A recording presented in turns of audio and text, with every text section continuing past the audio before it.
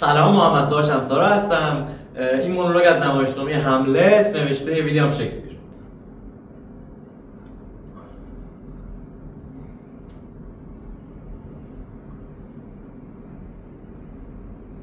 دیگر تنها هستم.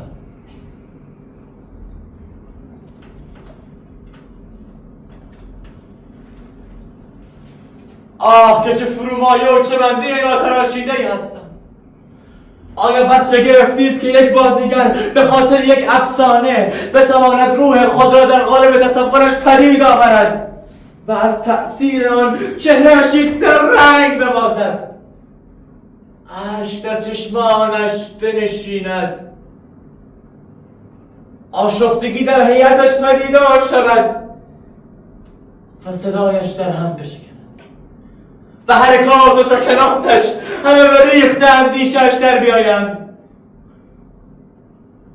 و این همه برای هیچ، برای هکیوبا و هکیوبا خود چه چیز او باید و خود چه چیز هکیوباست که میباید برایش اشک بریزد.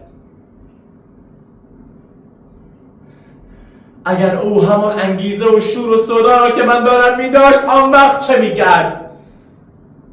صحنه را با اشک خود غرقه می ساخت، گوشها را با سخنان دهشت‌زا می شکافت، تبهکار را سراسیمه می کرد، بیگناه را می ترساند، بیخبر را در آشوب می افکند و شنوایی و بینایی را سراسر سرگشته می داشت.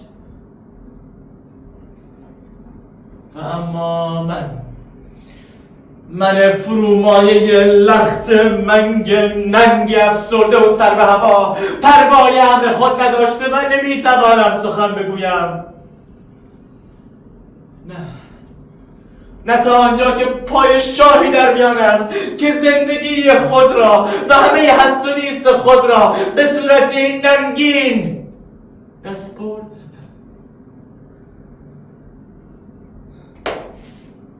آیا من ترسو هستم؟ چه کسی مرا نابکار میخواند؟ سرم را میشکند، ریشم را میکند و به صورتم بدتاب میکند، بینیم را میکشد و دروغ مرا به ژرفای عنقریه‌ام فرو میریزد. چه کسی مرا چنین میخواند ها؟ به خدا سوگند همه را تاب میآورم، زیرا جز نیست که من دل و جگر کبوتر دارم و صفرا که بیدادی را تلخ می کند بی بهرم. اما اگر جز این بود، تا کنون لاشخورهای این ناحیه سراسر شکمبه و روده این بدتش را فربه کرده بودند. ناکس هرزه سنگ دل عوضی پس فطرت شهوت پرست بی عاطفه. انتقام، چه خرم من و این بس تماشایی است که من فرزند پدری مهربان که با ستم کشته شد، منی که بهشت و دوزخ مرا به کینخواهی فریاد میزند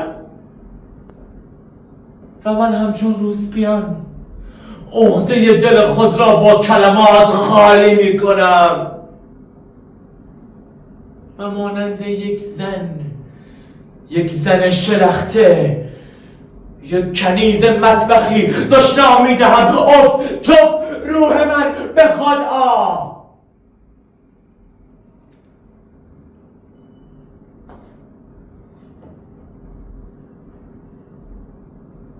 شنیدم که چندی از تبهکاران در تماشاخانه چنان با اعماق جان از هنر نمایش منقلب گشتند که بر جرم خویش فریاد میزنند. اگرچه خط خود زبانی ندارد، اما با دهانی معجزه‌آور سخن میگوید. من به بازیگران خواهم گفت در جلوی چشمان عموی من صحنه قتل پدرم را بازسازی کنند و خود مراقب حال او خواهم بود. اگر یک خورد و از جا پرید میدانم کار چیست. آری شاید آن شبح اهریمن بوده باشد و از قدرت اهریمن برمی آید که خود را به ظاهری خوشایند بیاراید. بله، به خاطر ناتوانی من و افسردگی خاطرم و به خاطر سلطه‌ای که او بر صاحبان چنین سرشتی دارد میتواند من را به گمراهی بکشاند. اما باید به سرزمین استوارتری بنا کرد. نمایش دامی خواهد بود تا که با آن بتوانم وجدان شاه را آشکار سازم.